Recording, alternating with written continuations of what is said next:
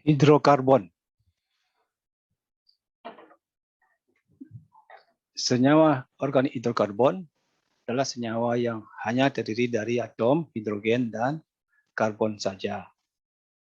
Nah, senyawa hidrokarbon ini terbagi dua, senyawa hidrokarbon alipatis, artinya yang memiliki rantai yang lurus, dan senyawa hidrokarbon siklis, artinya yang berbentuk melingkar.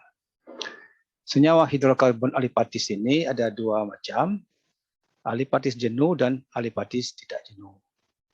Kalau alipatis jenuh adalah senyawa hidrokarbon penghubung antara C dan C yang lain dihubungkan oleh ikatan tunggal. Nama lainnya adalah alkana. Sedangkan hidrokarbon tidak jenuh adalah memiliki antara atom C dan atom C yang lain minimal memiliki satu ikatan rangkap, baik ikatan rangkap 2 atau rangkap 3. Kalau memiliki ikatan rangkap 2 namanya alkena, kalau memiliki ikatan rangkap 3 namanya alkuna. Sekarang kita bahas alkana. Nama lainnya parafin.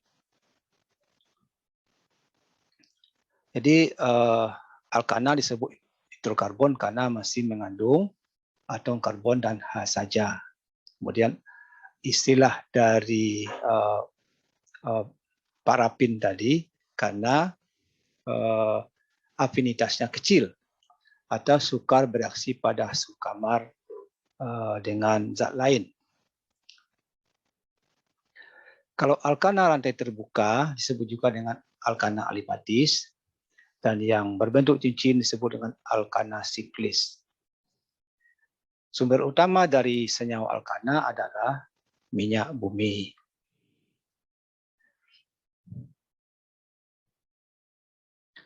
Rumus umum alkana adalah CnH2n tambah 2. Ya.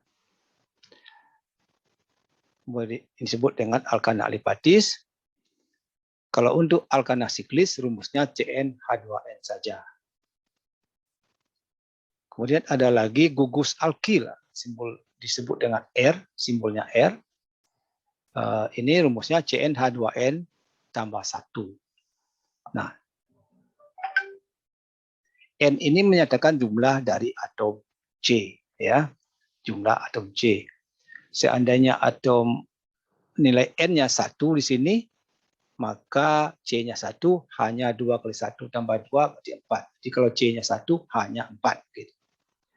Misalnya untuk alkana siklis N-nya sama dengan 2, maka C-nya sama dengan 2, hanya 2 kali 2 sama dengan 4. Jadi C2H4. Nah, kalau untuk alkil, misalnya N-nya kita buat 3, maka C-nya 3, hanya 2 kali 3 tambah 1, 7. Ya, 2 kali 3, 6 tambah 1, 7. Berarti C3H7.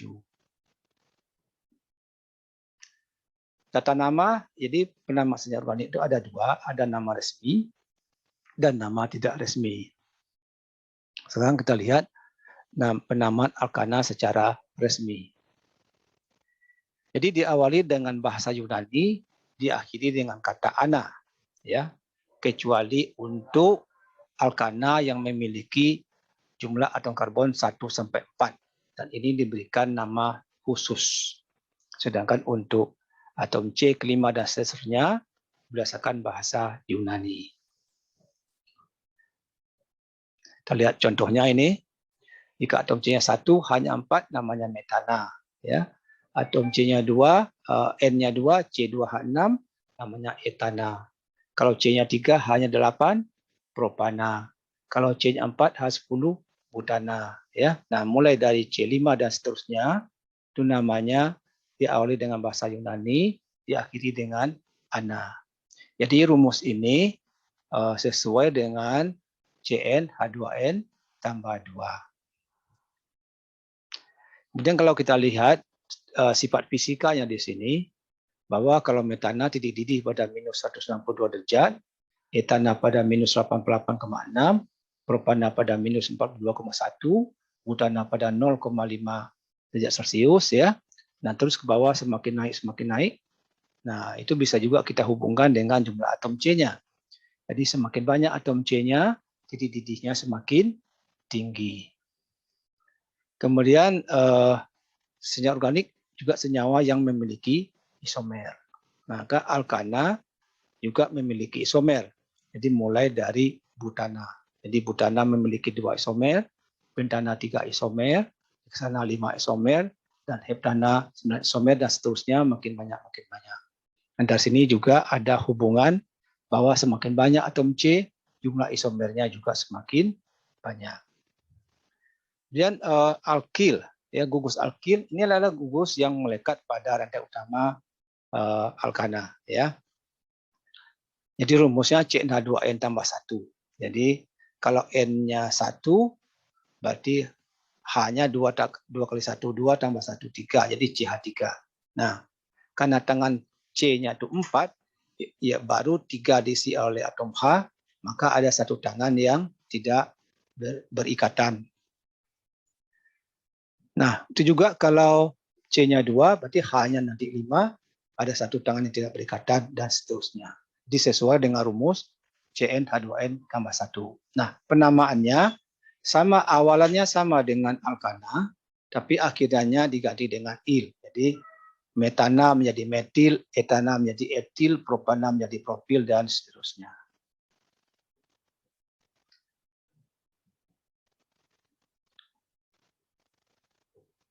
Nah, bagaimana kalau alkana ini tidak bercabang?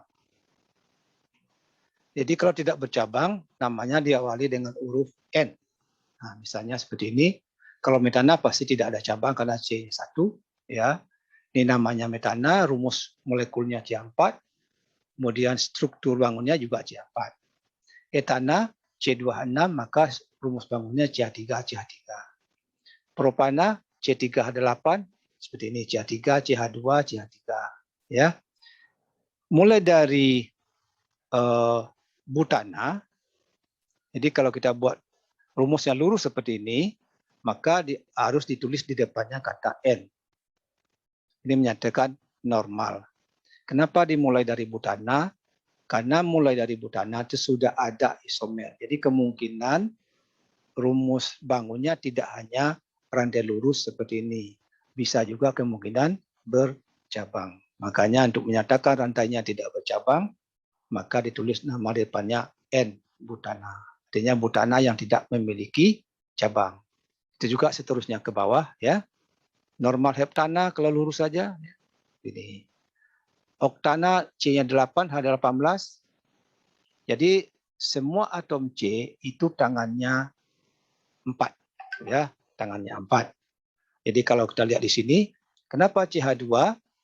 Jadi tangannya 2 diisi oleh H, 1 oleh C yang di kanan, 1 lagi oleh C yang di kiri. Jadi semua tangan atom C itu 4.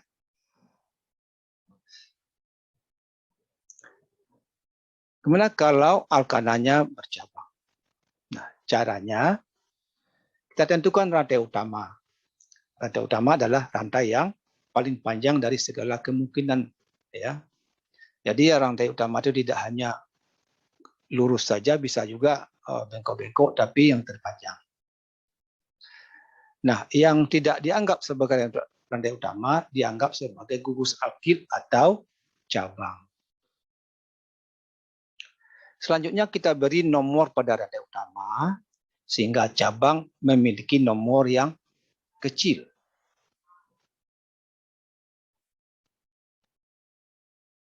Nah, ini urutan pemberian nama.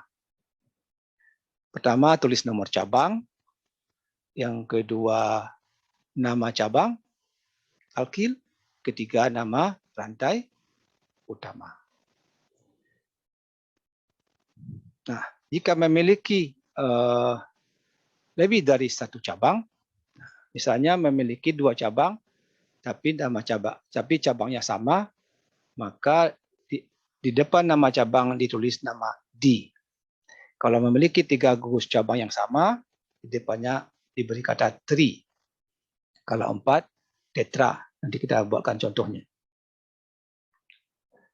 Nah, seandainya memiliki cabang yang berbeda, misalnya ada cabangnya metil, ada cabang etil, ada propil, dan sebagainya, mana yang dahulu kita tulis? Yaitu yang kita tulis terlebih dahulu adalah yang urutan abjadnya paling depan. Jadi kalau misalnya ada etil dan metil ya rantainya, maka etil kita tulis duluan karena etil ada di depan M. E ada di depan M. Kita lihat contohnya ini. 1, 2, 3, 4, 5, 6. Ini namanya heksana. Ya. 1, 2, 3, 4, 5, 6. Kita lihat di sini. Cabang di sini ya. Nah. Jadi rantai utama bisa lurus begini. Bisa juga bengkok ke bawah. Bisa juga yang ini ke sini. Tapi yang penting memiliki opsi yang terpanjang. Kalau kita yang lurus, ini kita hitung 1, 2, 3, 4, 5, 6. Ada 6. Kalau ke bawah sini, 1, 2, 3, 4. Kalau satu lagi, 1, 2, 3, 4, 5. Maka kita pilih yang terpanjang. Yang terpanjang lurus, maka yang tidak termasuk batang rantai utama adalah cabang. Nah, jadi namanya, maka harus kita beri nomor dulu. Ini pada nomor berapa ini? Nah, penomoran bisa dari kiri atau dari kanan. Nah, kita usahakan nomor cabang memiliki nomor yang lebih kecil. Misalnya kita mulai dari sebelah kiri. Ini nomor 1, nomor 2, nomor 3, nomor 4. Kalau dari kanan, nomor 1, nomor 2, nomor 3. Maka kita pilih penomoran dari diawali dari sebelah kanan. Ya, nomor 1 sebelah kanan, maka cabang terletak pada nomor 3. Ya. Nah, jumlahnya 6. Jadi ini namanya 3 metil ya. Ini metil, ini 3 metil heksana. Nah, ya, 3 metil heksana. Contoh berikut.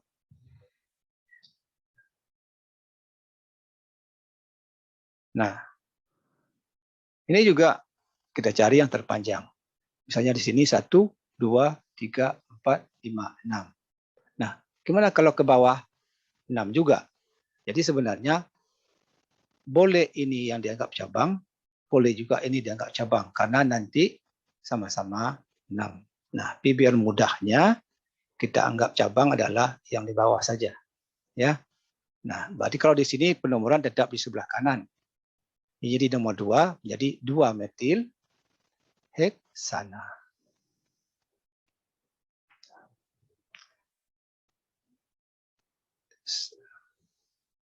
Nah, selanjutnya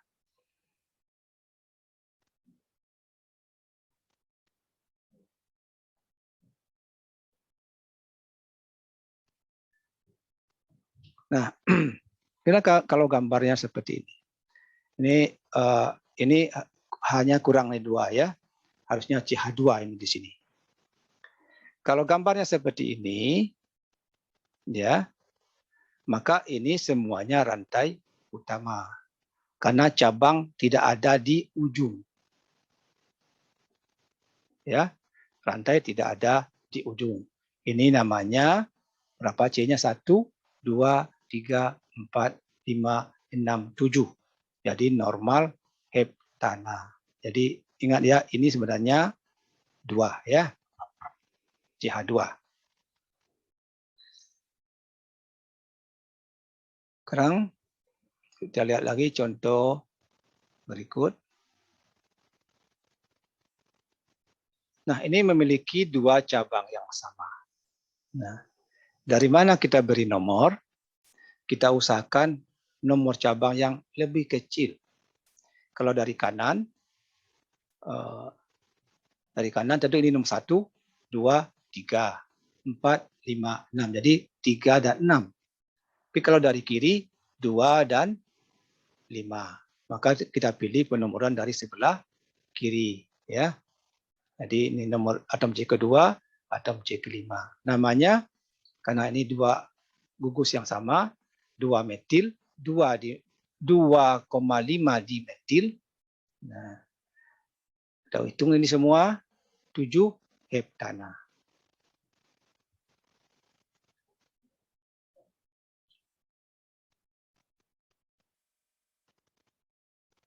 Nah, bisa juga cabang terletak pada atom C yang sama. Maka juga penomoran dari sebelah kiri. Supaya cabang terletak pada atom C ketiga. Nah, ini namanya 3,3 dimetil heptana.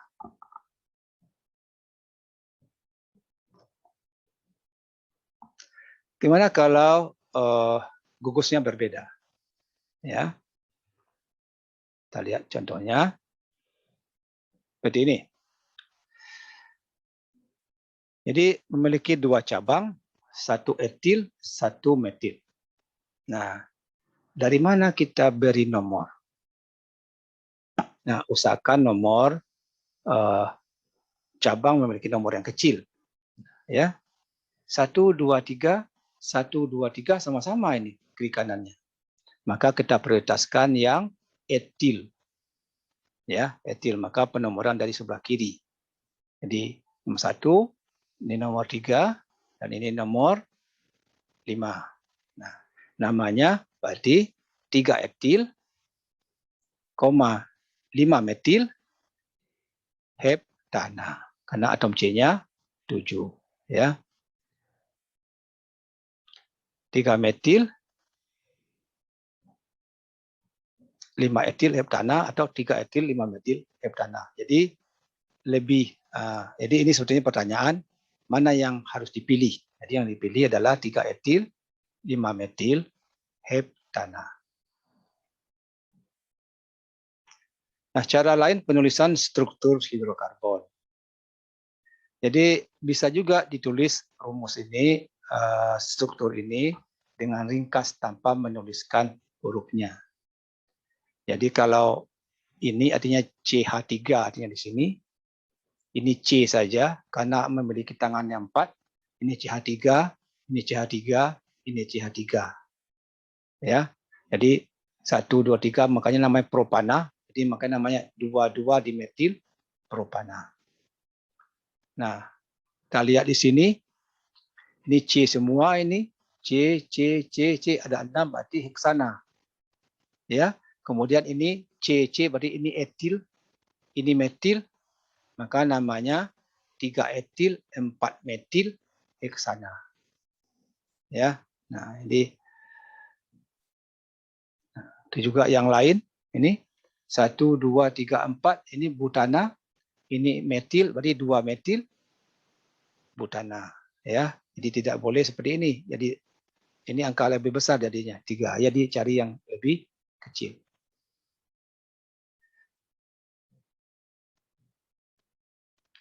Nah, urutan pemberian nama kalau berbentuk siklo. Jadi berbentuk siklo hanya 4 macam, ada segi 3, segi 4, segi 5, dan segi 6. Segi 3 sebut siklopropana, segi 4 siklobutana, segi 5 siklopentana, segi 6 sikloheksana. Ya, seperti ini. Siklopropana, siklobutana, siklopentana, sikloheksana. Jadi kalau kita mau nulis lebih ringkas, bisa ini C-nya, CH-nya boleh tidak kita tulis. Ya. Boleh tidak ditulis. Selanjutnya isomer. Jadi isomer adalah senyawa yang memiliki rumus molekulnya sama, tapi memiliki struktur yang berbeda, atau rumus bangun yang berbeda. Jadi senyawa alkana yang memiliki isomer apabila jumlah atom C-nya lebih dari 3. Artinya mulai atom C keempat atau butana. Ya. Jadi semakin banyak atom C-nya, isomernya juga semakin banyak. Kita lihat contohnya C6H14. Nama lainnya heksana. Jadi kalau lurus itu namanya normal heksana. Ya, ini normal heksana. Tapi bisa juga seperti ini. Nah, jumlah atom C-nya tetap 6, 1, 2, 3, 4, 5. 1, 2, 3, 4, 5, 6. Hanya juga kalau itu nanti juga 14, maka namanya isomer. Jadi jumlah atom C dan H-nya harus sama. Nah, ini namanya 2 metil pentana. Ya. Bisa juga memiliki 2. Nah, ini. 1, 2, 3, 4. Berarti ini butana. Ini namanya 2,3 dimetil butana. Ya. Nah, kalau kita hitung nanti C-nya juga 6, H-nya juga 14. Ada lagi seperti ini. Nah, ini 22 dimetil butana. Nah, ini semua adalah isomer karena jumlah atom C-nya 6, H-nya 14. Ya. Semakin banyak atom C-nya, semakin banyak juga isomernya. Selanjutnya sifat fisika dan sifat kimia dari senyawa alkana. Pertama, bersifat nonpolar, ya. Jadi gaya antar molekulnya itu sangat lemah. Apabila jumlah atom C-nya 1 sampai 4, jadi metana, etana, propana, dan butana, ini berbentuk gas pada suhu kamar. Apabila C-nya 5 sampai 17, itu berwujud cair pada suhu kamar. Apabila C-nya 18 dan lebih besar dari itu, berbentuk padat pada suhu kamar. Jadi karena bersifat nonpolar, makanya sedikit larut di dalam air. Dan Bj-nya pada umumnya lebih kecil daripada air, terutama apabila atom C-nya yang sedikit. Ya.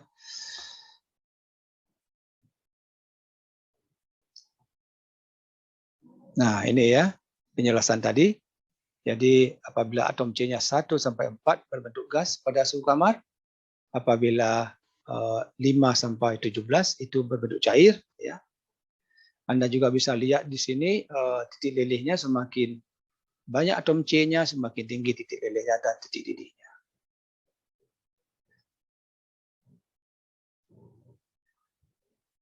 Nah,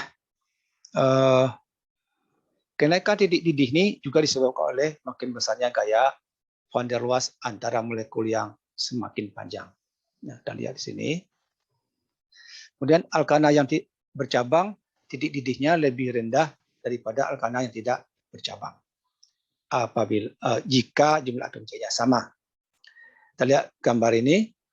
Sebelah kiri jumlah atom C 1, 2, 3, 4, 5, 6, 7, 8. Ini oktana, normal oktana.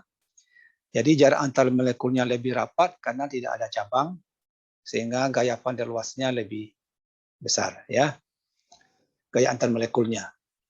Kemudian ini 1, 2, 3, 4, 5, 6, 7, 8. Ini juga sebenarnya oktana juga, tapi bercabang, ya, bercabang.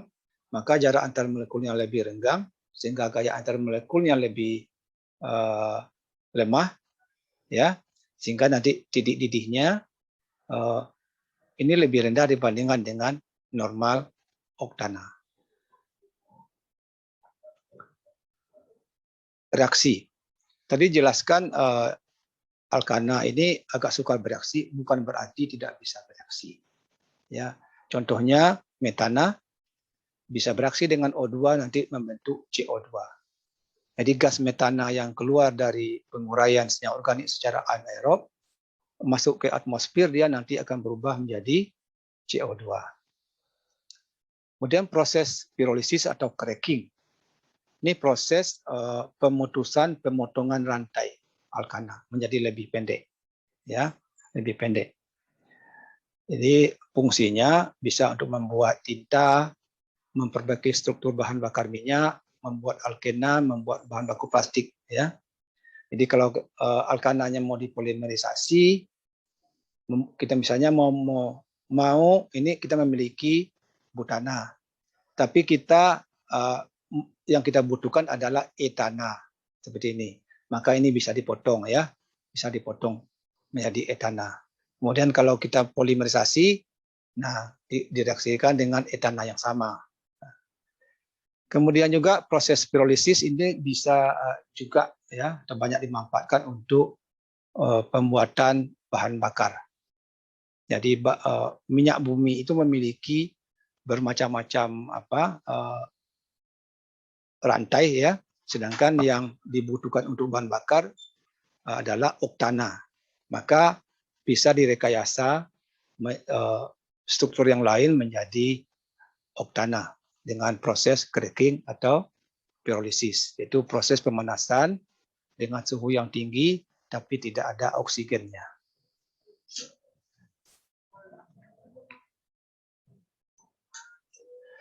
Sekarang kita lihat senyawa-senyawa yang penting dari alkana.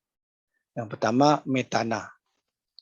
Dia berbentuk gas, beracun, tidak berwarna dan tidak berbau. Dia agak sukar larut dalam air, ya, mudah larut dalam alkohol. Nah, alkana ini dihasilkan dari proses penguraian senyawa organik secara anaerob, ya, sehingga banyak ditemukan pada sumur-sumur yang tua, tumpukan sampah yang tinggi, daerah-daerah rawa, ya. Seperti ini reaksinya. Jadi senyawa organik kalau diuraikan oleh bakteri yang anaerob akan dihasilkan gas metana. Tapi kalau pengurainya gas bakteri aerob, maka yang dihasilkan di sini CO2 saja. Jadi kalau mau membuat biogas dari kotoran ternak, makanya dilakukan dalam tangki yang tertutup, ya, supaya prosesnya menjadi anaerob. Gas yang keluar adalah gas metana, sehingga bisa dimanfaatkan sebagai sumber energi listrik.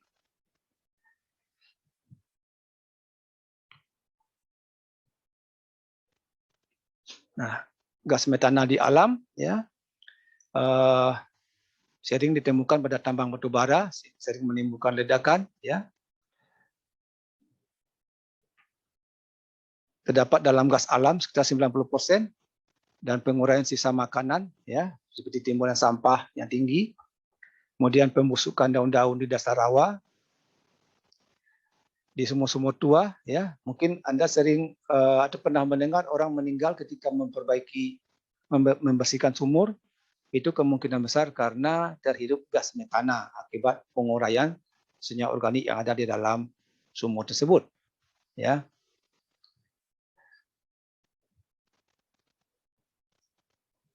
Nah, ini sebetulnya potensi timbulnya gas metana.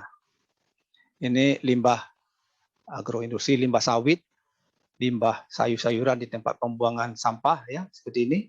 Ini berpotensi untuk membuat timbulnya gas metana. Nah, maka sekarang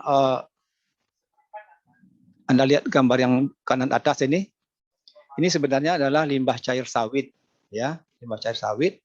Tapi ini sengaja dibuat secara anaerob sehingga prosesnya di sini tidak ada udara keluar masuk, sehingga senyawa organik yang ada di dalam kolam di dalam ini itu menjadi anaerob sehingga dihasilkan gas metana. Nah, gas metananya ini nanti akan jadikan sumber listrik. Nah, listriknya diperoleh, nanti limbahnya menjadi terurai, ya, menjadi terurai, maka nanti akan dihasilkan air yang lebih bersih. Ya, jadi ketika dibuang ke lingkungan tidak mencemari lingkungan lagi. Jadi lingkungan bersih, listriknya bisa dimanfaatkan. Propana, butana, dan isobutana, ya. Ini adalah bahan yang digunakan untuk membuat gas alam LPG, liquid petroleum gas, gas LPG yang kita gunakan untuk di rumah tangga itu, ya, seperti ini. Nah, ini campuran, ini dia, ya, campurannya. Jadi dalam kondisi normal ini semua berbentuk gas. Nah, supaya bisa dimasukkan dalam jumlah yang besar di dalam tangki, maka diberi tekanan yang tinggi sehingga dia menjadi cair. Sehingga bisa diisi sebanyak 3 kilo dalam tabung yang hijau ini. Kemudian bisa juga alkana dimanfaatkan untuk bahan bakar cat, tinta, semir, ya. Nah, kegunaan yang lain adalah untuk bahan bakar, ya. Jadi bahan bakar ini dia rumusnya. Kalau Anda hitung ini C-nya 8, ya. Karena bercabang bisa disebut isooktana. Nama resminya 22-trimetil pentana.